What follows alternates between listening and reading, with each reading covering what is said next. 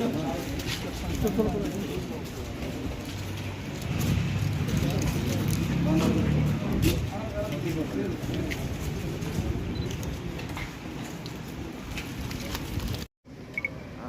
सबको हम नानक मत्ता जो इम्पोर्टेंट हत्या का केस है, बाबा जत्थेदार जो हमारा डेरा कार सेवा का जत्थेदार जी थे, बाबा तरसेम सिंह जी, उनके हत्या का केस का आज जो है अपडेट के लिए ब्रीफिंग रखा है हमने, क्योंकि हम सभी लोगों का, आदिवासी जनता का भी, सभी लोगों से लगातार पूछताछ की जाती है अपडेट के लिए।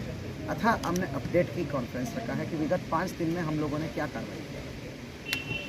बताना चाहूँगा, आप सबको पता है दिनांक 28 तारीख की अर्ली मॉर्निंग को ये जो वारदात हुई, जिसमें 2 लोग एक मोटरसाइकिल पर आके मल्टीपल राउंड्स फायर करते हैं 315 की मतलब लगभग राइफल से, और जो है तत्काल जो है 2 राउंड्स बाबा को लगती है। तो इसके वजह से बाबा जो है इलाज के दौरान मतलब ले जाते हैं और जहाँ पर मृत्यु किया जाता है। क्लियर कट हत्या का केस है, क्लियर कट हत्या का केस है। तत्काल जो है वहाँ पर सारे कार्रवाई कर ली गई है, वो आपको पता ही है। फॉरेंसिक साइंस का टीम बुलाया है, every teams have been put into place, और हत्या का मुकदमा तत्काल तहरीर के आधार पर उसी दिन रात को हमने पंजीकृत कर दिया गया है। फॉरेंसिक टीम्स हमने ले लिया गया है, फॉरेंसिक एविडेंसेस सारे प्रकार के हमने वो कर लिया गया है। पंचायत में पोस्टमार्टम अंडर वीडियोग्राफी कर लिया गया है। देर रात को डेरा की अन्य एक मतलब क्या बोलते हैं चश्मदीद गवाहन के तहरीर के आधार पर हमने FIR पंजीकृत कर दी। अभी तक क्या करना कर रहे हैं, SIT ऑलरेडी PHQ से माननीय DGP महोदय, माननीय DIG महोदय और संपूर्ण PHQ और हमारे पीछे है, हमेशा मार्गदर्शन दे रहे हैं। और इसमें PHQ द्वारा इसमें SIT गठित हो चुका है, जिसका SIT का प्रभारी हमारा मनोज कटियाल जी है। और उसके अलावा जनपद स्तर से हमने एक व्यापक टीम लगाया है, और रेंज स्तर से भी अच्छे क्राइम में प्रोफिशिएंट लोगों की टीम हमें प्रदान कर दिया गया है।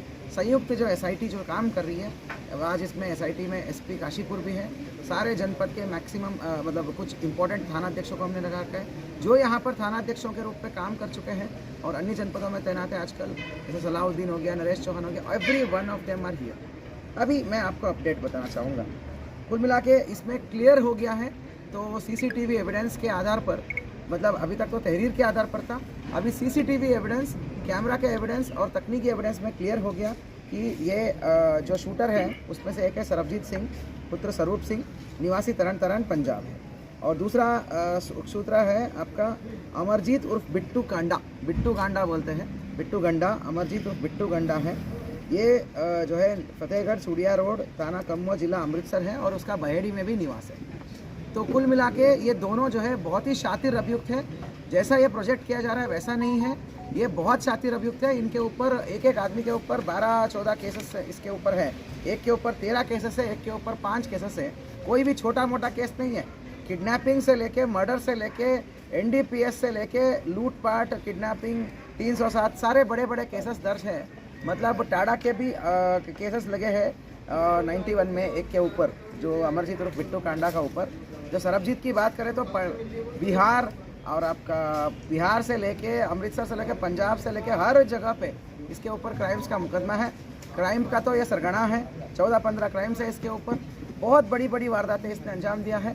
तो जो रूप दिया जा रहा है, जो स्वरूप कुछ बेअदबी का प्रकरण का, ऐसा नहीं है। ये क्लियर कट क्रिमिनल से ही, क्लियर कट पेशेवर ऑर्गेनाइज्ड क्रिमिनल से ही इनको हायर किया गया है। तो सरबजीत सिंह और ये आपका बिट्टू गांडा का मोबाइल फ़ोन का ट्रेसिंग किया हमने, तो जानकारी में आया है कि ये 19 तारीख को ही यहाँ पर आ चुके थे। 19 तारीख को ही यहाँ पर आ चुके थे दोनों शूटर, और दोनों शूटर आके यहाँ पे नानक मत्ता गुरुद्वारा में निवास कर रहे थे। नानक मत्ता गुरुद्वारे में एक सराय में कमरा नंबर कौन सा है, 23 कमरा नंबर 23 इन्होंने लिया था, ये बोलते हुए कि हम रीटा साहिब और इधर उधर के तीर्थ में जाएंगे करके। बट दिन में गायब रहते थे, तो आसपास की सारे क्षेत्रों को देखते थे। इनका एक लोकल आदमी का साथी बनाया उसने, उसका नाम क्या है, अमनदीप।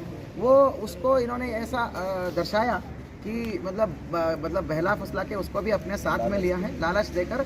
तो उसको बोला कि बाबा की मुखगिरी तुम करोगे, मतलब एग्जैक्ट डिटेल्स, दैनिक दिनचर्या बोलते हैं ना, दिनचर्या, कौन कितने बजे उठता है, क्या करता है, वो सारी दिनचर्या उसने उसको पटा के अपने कब्जे में ले लिया था।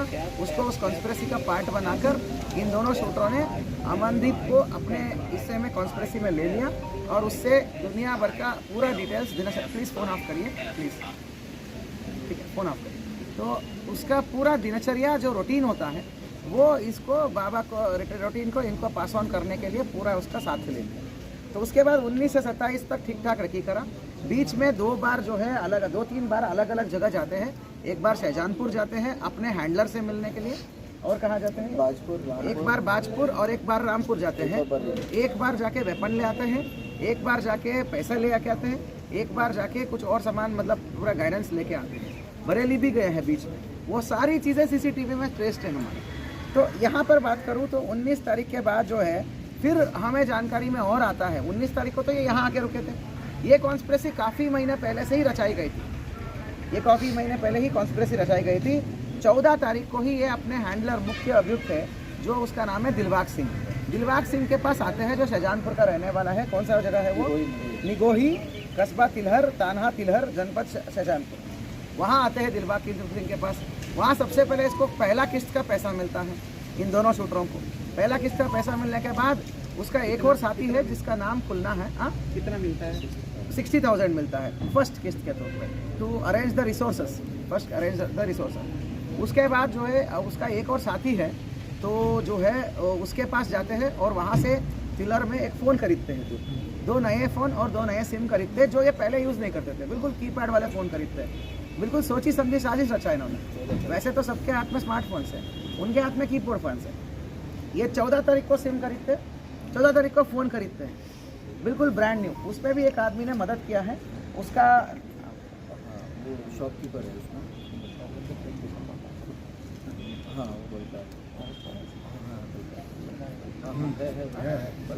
हाँ, वो जो है एक व्यक्ति है दिलबाग सिंह का जो क्लोज साथी है, जो पहले से इस कॉन्स्पिरेसी में पार्ट था। उसने जाके फ़ोन दिलवाया, फ़ोन और सिम दिलाया जो अपने परिचित का फ़ोन की दुकान से। उसके रेफरेंस पे उसने दे दिया मेरे 2 साथी आ रहे हैं, इसको 2 फ़ोन चाहिए करके। तो उसको भी हम आज इस कॉन्स्पिरेसी में लिया है क्योंकि इनका आपस में लिंक हो रहा है। तो कुल मिला के ये जो है काफ़ी बड़ा कॉन्स्पिरेसी है। ये जो है बाबा तरसेम जी को मतलब हत्या करने के पीछे वजह जो है काफ़ी इकोनॉमिक एंगल है।